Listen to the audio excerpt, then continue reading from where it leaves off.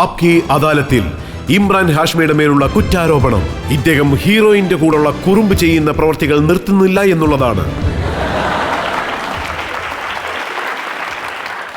ഇമ്രാൻ, താങ്കളെക്കുറിച്ചുള്ള ഒരു വലിയ ലിസ്റ്റ് തന്നെ എൻ്റെ കയ്യിലുണ്ട്. അതായത് താങ്കളെ പറ്റി കംപ്ലൈന്റ് ചെയ്ത ഹീറോയിൻസ്. നിഷ കോട്ടാരിയുടെ അടുത്ത് താങ്കൾ കില്ലറിന്റെ ഷൂട്ടിങ്ങിന്റെ സമയത്ത് കിസ് എന്ന് പറഞ്ഞ് കുറുമ്പ് ചെയ്തിരിക്കുകയാണ്. അതെ. അത് ജനങ്ങളോടൊന്ന് പറയൂ. അതായത് നോക്കുകയാണെങ്കിൽ ഞാൻ ഈ കുറുമ്പൊക്കെ കാണിക്കുന്നത് എന്തിനാണെന്ന് വെച്ചാ ഒരു തരത്തിൽ ചെയ്ത കുറുമ്പ് എന്താണെന്ന് പറയൂ. ആക്ച്വലി കില്ലറിന്റെ ഷൂട്ടിങ്ങിന്റെ ആദ്യത്തെ ദിവസം അപ്പോൾ ഞങ്ങൾക്ക് രണ്ടുപേർക്കും ഒരേ ഫ്രെയിമിലുള്ള സീനായിരുന്നു. അവര് വല്ലാതെ പേടിച്ചിരുന്നു. ഇമ്രാൻ ഹാഷ്മി എന്ന് പറയുമ്പോൾ തന്നെ ഈ ഹീറോയിൻസിന്റെ ഇടയ്ക്ക് ഓൾറെഡി ഒരു ഭീകരമായ ഇമേജാണ് ഉള്ളത്. അവരെന്തോ ഭൂതത്തെ പോലെ എന്നെ കാണുന്നത്. അപ്പോൾ ഞാൻ സെറ്റിലേക്ക് പോയപ്പോൾ ടു ബ്രേക്ക് ദി ഐസ് ഞാൻ ഒരു ഫൈറ്റ് മാസ്റ്ററിനോട് പറഞ്ഞു, അതായത് ഒരു ഫ്രണ്ട്ഷിപ്പ് ഉണ്ടാക്കാൻ വേണ്ടി. ഞാൻ ശരിക്കും എന്താ പറഞ്ഞെന്ന് വെച്ചാൽ, ഒരു ആക്ഷൻ സീക്വൻസ് ഉണ്ട്, അതിൽ ഇർഫാൻ ഖാൻ ഷൂട്ട് ചെയ്യും. അവിടെ നിന്ന് ഞാൻ അവരെ തറയിൽ നിന്ന് എടുക്കുന്ന രീതിയിലൊരു ആക്ഷൻ സീൻ ഉണ്ടായിരുന്നു. ഞാനപ്പോൾ അവരോട് പറഞ്ഞു, ഇമ്രാൻ ഖാൻ നിങ്ങളെ എടുത്തോണ്ട് പോകുന്ന സമയത്ത് അദ്ദേഹം നിങ്ങളെ കിസ് ചെയ്യും എന്ന് ഞാൻ പറയാൻ പറഞ്ഞു. അത് കേട്ട ഉടനെ അവരുടെ മുഖം അങ്ങ് ചുരുങ്ങിപ്പോയി. ആൻഡ് അതിന്റെ എൻഡിൽ ശരിക്കും പറഞ്ഞാൽ ഒരു കിസ് സീനൊന്നും ഇല്ല. അത് ജസ്റ്റ് ഒരു ഫ്രണ്ട്ഷിപ്പ് ഉണ്ടാക്കാൻ അല്ലെങ്കിൽ ഐസ് ബ്രേക്ക് ചെയ്യാൻ വേണ്ടി ഞാനപ്പോൾ അങ്ങനെ പറഞ്ഞു. മറ്റൊരു കാര്യം, മല്ലിക ഷെറാവത്തിനും താങ്കൾക്കും സെറ്റിൽ വലിയ വഴക്ക് നടക്കുമെന്ന് കേട്ടു. ഇല്ല, താങ്കൾ കിസ് ചെയ്യുന്ന സമയത്ത് അവർ പറഞ്ഞെന്ന് കേട്ടു മൗത്ത് ഫ്രഷ്നർ ഉപയോഗിച്ചിട്ട് വരാൻ. ഇല്ല, അങ്ങനെയുള്ള സംഭവമൊന്നും ഉണ്ടായിട്ടില്ല. അങ്ങനെയൊന്നും ഉണ്ടായിട്ടില്ല. വെൽ, ഞങ്ങൾക്കിടയിൽ അങ്ങനെ ഫൈറ്റ് ഒന്നും ഉണ്ടായിട്ടില്ല. സെറ്റിൽ വെച്ച് മർഡർ പടത്തിന്റെ ഷൂട്ടിങ്ങിന്റെ സമയത്ത് ഞങ്ങൾ നല്ല ഫ്രണ്ട്സ് ആയിരുന്നു. ഷൂട്ടിംഗ് നല്ല രീതിക്ക് തന്നെ അവസാനിച്ചു. ബാങ്കോക്കിൽ ഞങ്ങൾ പോയിട്ട് ഷൂട്ട് ചെയ്യുന്ന സമയത്ത് മുഴുവൻ യൂണിറ്റും ഒരു ഫാമിലിയെ പോലെ ആയിരുന്നു. ആർക്കിടയിലും ഫൈറ്റ് ഒന്നും ഉണ്ടായിരുന്നില്ല. അതും മൗത്ത് ഫ്രഷ്നറിന്റെ പേരിലൊന്നും ഒരിക്കലും ഇല്ല. എന്റെ ഇമേജ് തകർക്കുന്ന പോലെയാണല്ലോ നിങ്ങളുടെ സംസാരം. ശരി, വിട്ടേക്ക്. അവിടെ എന്താ സംഭവിച്ചതെന്ന് മല്ലിക ഷെറാവത്തിന് മാത്രമേ പറയാൻ സാധിക്കൂ. പക്ഷേ ന്യൂസ് പേപ്പറിൽ വന്ന ഡീറ്റെയിൽസ് എൻ്റെ കയ്യിലുണ്ട്. സിനിമ അവസാനിച്ചപ്പോ താങ്കൾ ഒരു കാര്യത്തിൽ ശരിക്കും ദേഷ്യപ്പെട്ടെന്ന് കേട്ടു. അതായത് സിനിമയുടെ മൊത്തം സക്സസ് മല്ലിക ഷെറാവത്തിന്റെ അടുത്തേക്ക് പോയെന്ന്. അതായത് നോക്കുകയാണെങ്കിൽ ഇത് ഇന്റൻഷനലി എനിക്ക് ഈ പടത്തെപ്പറ്റി അറിയാം. And I am intelligent enough to know that സിനിമയിലൊരു പ്രൊട്ടാഗോണിസ്റ്റ് ഉണ്ടാവും.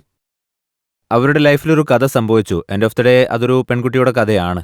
എനിക്കറിയാം ആ സിനിമയിൽ എൻ്റെ റോൾ ഒരു നെഗറ്റീവ്, അതായത് വില്ലൻ റോൾ ആണ് എന്ന്. ആ റോളിൽ എനിക്ക് എത്രമാത്രം മൈലേജ് കിട്ടും, എത്രമാത്രം മൈലേജ് മല്ലികയ്ക്ക് കിട്ടും എന്നൊക്കെ അറിയാം. ഡെഫിനറ്റ്ലി ഐ തിങ്ക് അതൊരു പെൺകുട്ടിയുടെ കഥയാണെന്ന് എല്ലാവർക്കും അറിയാം. സോ അതിന്റെ ക്രെഡിറ്റ് കൂടുതലായിട്ടും അവർക്കാണ് കിട്ടാൻ പോകുന്നത്. ഒരു പരിധിവരെ എനിക്കും അതിന്റെ ക്രെഡിറ്റ് കിട്ടിയിട്ടുണ്ട് എന്ന് തന്നെ ഞാൻ പറയും. ആ ക്യാരക്ടർ കാരണം എനിക്ക് ഒരുപാട് ബെനിഫിറ്റ്സ് ഉണ്ടായിട്ടുണ്ട്. എനിക്കൊരു അവാർഡ് കിട്ടി, അതുപോലെ മറ്റൊരു അവാർഡിന്റെ നോമിനേഷനിലും ഞാൻ ഉണ്ടായിരുന്നു. സോ മല്ലികയ്ക്ക് മാത്രമാണ് അതിന്റെ ഒരു ലൈം ലൈറ്റ് കിട്ടിയതെന്ന് ഞാൻ ഒരിക്കലും പറയില്ല. ആൻഡ് ഐ തിങ്ക് അനുരാഗ് വാസുവും താങ്കൾക്കും മല്ലികയ്ക്കും പ്രശ്നം ഉണ്ടാകാതെ പിന്നെ എന്തുകൊണ്ടാണ് മല്ലിക ആ സിനിമയ്ക്ക് ശേഷം വേറെ ഒരു സിനിമയിലും താങ്കളോടൊപ്പം അഭിനയിച്ചില്ല? അല്ല, ഈ കാര്യം നിങ്ങൾ അവരോട് തന്നെ ചോദിക്കേണ്ടി വരും. എന്റെ അറിവിൽ അതിനുശേഷം വീണ്ടും ഒന്നിക്കാനുള്ളൊരവസരം ഞങ്ങൾക്കുണ്ടായിട്ടില്ല. റോൾസിന്റെ കാര്യം എടുത്താൽ ഞങ്ങൾക്ക് ചേരുന്ന രീതിയിലായിരിക്കില്ല. സ്ക്രിപ്റ്റിൽ ഞങ്ങൾക്ക് രണ്ടുപേർക്കും ചേരുന്ന രീതിയിലുള്ള ക്യാരക്ടേഴ്സ് ഇല്ലാതിരുന്നിരിക്കാം. ഡയറക്ടേഴ്സിന് അങ്ങനെ തോന്നിയിട്ടുണ്ടാവും. മറ്റൊരു ഹീറോയിന്റെ പേരുണ്ട് അമിഷ പട്ടേൽ. അവർ താങ്കളോടൊപ്പം അഭിനയിക്കില്ലെന്ന് തന്നെ പറഞ്ഞു കഴിഞ്ഞു. ഫോട്ടോ സെഷനിൽ താങ്കൾ ഫോട്ടോ എടുക്കുന്നത് അവർ കണ്ടു. വളരെ ബോറിംഗ് ആയിട്ടാണ് താങ്കൾ ഫോട്ടോ എടുത്തതായിട്ട് അവർ പറയുന്നത്. അതെ, അന്നൊക്കെ എനിക്ക് പെട്ടെന്ന് ബോർ അടിക്കുമായിരുന്നു. ഞാൻ മുന്നേ പറഞ്ഞ പോലെ ആക്ടിങ്ങിൽ വലിയ ഇൻട്രസ്റ്റ് കണ്ടു പറഞ്ഞോ അതോ താങ്കളുടെ ജോലിയിലോ? രണ്ടിലും. അത് ആക്ച്വലി എൻ്റെ ആദ്യത്തെ ഫോട്ടോഷൂട്ടായിരുന്നു. എക് സിന്ദഗി കാ സഫർ എന്നൊരു സിനിമയുണ്ടായിരുന്നു, തനുജ ചന്ദ്ര സംവിധാനം ചെയ്ത സിനിമ. ആ സിനിമ തുടങ്ങുന്ന ഒരു സമയത്താണ് എൻ്റെ ആക്ടിംഗ് ക്ലാസ്സും തുടങ്ങിയത്. ആ സമയത്ത് ഞാൻ ഒരു 1.5 മാസമായിട്ട് ആക്ടിംഗ് ക്ലാസ്സിന് പോകുന്ന സമയമായിരുന്നു. അപ്പോൾ ബട്ട് സാർ വിളിച്ചിട്ട് പറഞ്ഞു, നീ സിനിമയിൽ അഭിനയിക്കണോ എന്ന്. അപ്പം ഞാൻ അദ്ദേഹത്തോട് ചോദിച്ചു, എനിക്കെങ്ങനെയാണ് വരാൻ പറ്റുക, ഈ ആക്ടിംഗ് കോഴ്സിൽ എനിക്ക് ഇനിയും 3 മാസത്തെ കോഴ്സ് ബാക്കിയുണ്ട് എന്ന്. അദ്ദേഹം പറഞ്ഞു, ഇതിൽ നീ അഭിനയിച്ചേ തീരൂ, ഇത് ഞാൻ നിനക്ക് വേണ്ടി പ്രത്യേകം എഴുതിയതാണ്, നീ എന്തായാലും അഭിനയിക്കണോ എന്ന്. So I will be honest, അതായത് എൻ്റെ ഉള്ളിൽ എന്താണെന്നറിയാത്തൊരു മടി ഉണ്ടായിരുന്നു. മുഴുവനായിട്ടുള്ള ട്രെയിനിങ് എനിക്ക് ആക്ടിങ്ങിൽ അന്ന് കിട്ടിയിട്ടുണ്ടായിരുന്നില്ല.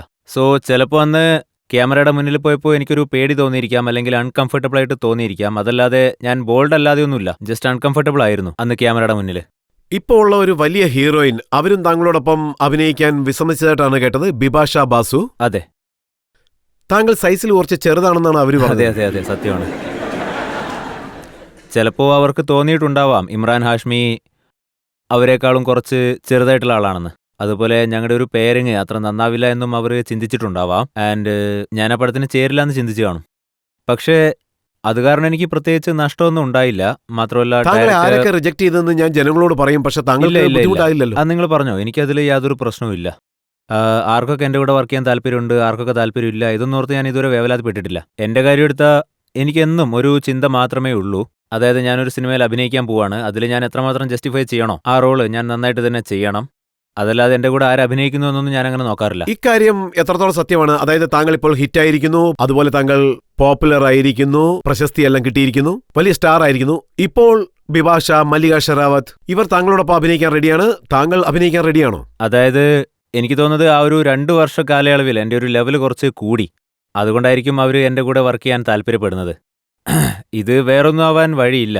ആദ്യം എൻ്റെ ഗ്രേഡ് കുറച്ച് താഴെയായിരുന്നു, ഇപ്പോൾ അത് കുറച്ച് കൂടിയിട്ടുണ്ട്. ഞാൻ മറ്റൊരു കാര്യം കൂടി അറിഞ്ഞു, ഇപ്പോൾ ഉള്ള ഹീറോയിൻസ് ഒക്കെ താങ്കളെ പേടിപ്പിക്കുകയാണെന്ന്. ശ്രേയയുടെ ഒരു എക്സാമ്പിൾ കണ്ടു. അവർ താങ്കളെ ജോധ്പൂരിൽ വെച്ച് പ്രേതത്തിന്റെ കഥയൊക്കെ പറഞ്ഞ് പേടിപ്പിച്ചെന്ന് കേട്ടു. അതെ, രാത്രി മുഴുവനും പേടിച്ചിരിക്കുകയായിരുന്നല്ലേ? ആക്ച്വലി അവരെന്നോട് ഈ കഥ പറഞ്ഞതല്ല, ഞാനാണ് സെറ്റിൽ ഈ ഒരു കഥ പറഞ്ഞത്. അതായത് ജോധ്പൂരിൽ ഒരു ഹെറിറ്റേജ് ഹോട്ടൽ ഉണ്ടായിരുന്നു. അത് കാണുമ്പോൾ തന്നെ കുറച്ച് ഭീകരമായിരുന്നു. ഞാൻ പോയ ആദ്യ ദിവസം തന്നെ ഈ വേർഡ് ഞാൻ അവിടെ സ്പ്രെഡ് ചെയ്തു. ഞാൻ പറഞ്ഞത് കേട്ട അവസാനം എനിക്ക് തന്നെ പേടി തോന്നി റൂമിൽ വെച്ച്. ഞാൻ ഒരിക്കലും ലൈറ്റ് ഓൺ ചെയ്തുകൊണ്ട് ഉറങ്ങാറില്ല. നോക്കുകയാണെങ്കിൽ ആവാരപ്പനിന്റെ ഷെഡ്യൂൾ വരെ അതൊരു 15 ദിവസത്തെ ഷെഡ്യൂൾ ഉണ്ടായിരുന്നു. എല്ലാ രാത്രികളിലും ഞാൻ ലൈറ്റ് ഓൺ ചെയ്തുകൊണ്ടായിരുന്നു ഉറങ്ങാറ്. കാരണം മറ്റൊരാളോട് ഞാൻ പ്രേതത്തിന്റെ കഥ പറയുന്ന സമയത്ത് ഞാൻ പോലും അറിയാതെ ഞാൻ തന്നെ പേടിക്കാൻ തുടങ്ങി. സോ ഇതിനു മുൻപ് താങ്കളുടെ ഒരു ഹിറ്റ് പാട്ടുണ്ടായിരുന്നു, ജലക് ദിഗ്ലാജ. ആ പാട്ടിനെക്കുറിച്ച് ഗുജറാത്തിൽ ഒരു ഗ്രാമത്തിൽ കംപ്ലൈന്റ് വന്നിരുന്നു. അതായത് ആ പാട്ട് അവിടെ ഇടുകയാണെങ്കിൽ പ്രേതം വരുമെന്ന്. അതിനെപ്പറ്റി ഞാനും കേട്ടിരുന്നു. നല്ല കാര്യമല്ലേ? അതെ, നല്ലതാണ്. പിന്നെ അതില് നല്ല കാര്യമൊന്നും താങ്കൾ പറയുന്നു, പക്ഷെ പ്രേതം എന്നുള്ള വാക്ക് തന്നെ താങ്കളെ പേടിപ്പെടുത്തുന്നതല്ലേ? അല്ല, ഞാനൊരല്പം സൂപ്പർസ്റ്റിഷ്യസ് ആണ്. എന്നാലും ഇത്തരം കാര്യങ്ങളൊന്നും ഞാൻ അധികം അങ്ങനെ പേടിക്കാറൊന്നുമില്ല. മറ്റൊരു കാര്യം കൂടെ കേട്ടിരുന്നു, ബാങ്കോക്കിൽ വെച്ച് ട്രെയിനിൽ വെച്ച് താങ്കൾ എല്ലാവരുടെയും മുന്നിൽ വെച്ച് ഡ്രസ്സ് അഴിക്കേണ്ട സിറ്റുവേഷൻ വന്നപ്പോൾ പേടിച്ചെന്ന്. ആക്ച്വലി ഞാനല്ല പേടിച്ചത്, അവിടെ ഉണ്ടായിരുന്നവരാ പേടിച്ചത്. അതായത് എന്താ ഉണ്ടായെന്ന് വെച്ചാൽ, ട്രെയിനിൽ അന്ന് ഷൂട്ടിങ്ങിന്റെ സമയത്ത് ഒരൊറ്റ ബോഗിയിൽ ടൈം അലോട്ടഡ് ആയിട്ടുള്ള ഒരു സ്ലോട്ട് ഉണ്ടായിരുന്നു. ഒരുപാട് സീൻസ് അതിൽ ഷൂട്ട് ചെയ്യണമായിരുന്നു. സോ ആ ഒരു ഷൂട്ടിംഗ് നടക്കുന്ന സമയത്ത് ട്രെയിൻ മുന്നോട്ട് പോയിക്കൊണ്ടേയിരിക്കുകയാണ്. കുറേ പേര് കയറും, കുറേ പേര് ഇറങ്ങും. സോ അവരൊക്കെ ഇങ്ങനെ നോക്കുകയായിരുന്നു. ഇങ്ങനെ സീന് മുഴുവനും ഷൂട്ട് ചെയ്തിട്ട് അങ്ങോട്ടേക്ക് പോയിട്ട് എല്ലാവരുടെ മുന്നിൽ വെച്ചും ഡ്രസ്സ് മാറ്റുകയാണല്ലോ എന്ന്. ആ ട്രെയിനകത്ത് ടോയ്ലറ്റ് ഒന്നും ഉണ്ടായിരുന്നില്ല, കാരണം അതൊരു ലോക്കൽ ട്രെയിൻ ആയിരുന്നു. സോ ഐ തിങ്ക് അവിടെ ഉണ്ടായിരുന്നവരൊക്കെ അന്ന് പേടിച്ചു. ഐ തിങ്ക് 2 തവണ ഡ്രസ്സ് മാറ്റിയതിന് ശേഷം ഒരു 5-6 സീനുകളന്ന് എടുത്തു. പിന്നെ അത് കഴിഞ്ഞ് മുഴുവൻ ബോഗിയും കാലിയായി. അതിനുശേഷം ആരും ആ ബോഗിയിലോട്ട് കയറിയില്ല. അതിനുശേഷം ഒരു വ്യക്തി പോലീസ് സ്റ്റേഷനിൽ കംപ്ലൈന്റ് കൊടുക്കുകയും ചെയ്തു. അതെ, ആക്ച്വലി ട്രെയിനകത്ത് ശരിക്കും അലൗഡ് അല്ല, പക്ഷേ ഞങ്ങളന്ന് അവിടെ വെച്ച് ഷൂട്ടിംഗ് ചെയ്തു. ഞങ്ങൾക്കന്ന് ഒരുപാട് സീൻസ് എടുക്കാനുണ്ടായിരുന്നു, അതും ഒരു ട്രെയിൻ ബോഗിയുടെ അകത്ത് വെച്ച്. അതും ഞങ്ങൾക്ക് ഒറ്റ ദിവസത്തെ സമയം മാത്രമേ താങ്കൾ ഉണ്ടായിരുന്നു. പല സീനിലും ഡ്രസ് ഇല്ലാതല്ലേ അഭിനയിക്കുന്നത്? അല്ല, ആ സീനിൽ ഞാൻ ഡ്രസ്സ് ഇട്ടിരുന്നു അന്ന് ട്രെയിനിൽ വെച്ച്. ഇമ്രാൻ, നമ്മൾ ആവാരപ്പൻ സിനിമയെക്കുറിച്ച് നേരത്തെ സംസാരിച്ചിരുന്നു. ഇതിന്റെ കഥ നോക്കുകയാണെങ്കിൽ ആ ബാങ്കോക്ക് ഇൻസിഡൻസ് ആ പടത്തിലാണ് ഉള്ളത്. അതായത് എന്താണെന്ന് വെച്ചാൽ ആ പടം വളരെ സൂപ്പർ ഹിറ്റായിട്ട് പൊയ്ക്കൊണ്ടിരിക്കുകയായിരുന്നു. പടത്തിന് നല്ല റെസ്പോൺസും കിട്ടി. അതെ അതെ, നിങ്ങൾ പറഞ്ഞതുപോലെ എൻ്റെ ഒരു പഴയ ഇമേജ് അത് തകർക്കാൻ വേണ്ടിയാണ് ഞാൻ ആ പടത്തിലൂടെ ശ്രമിച്ചത്. സോ അതിൽ ഞാൻ ഒരു പരിധിവരെ വിജയിച്ചു എന്ന് പറയാം. എൻ്റെ ടീമും പൂർണ്ണമായിട്ട് അതിനെ സപ്പോർട്ട് ചെയ്തു.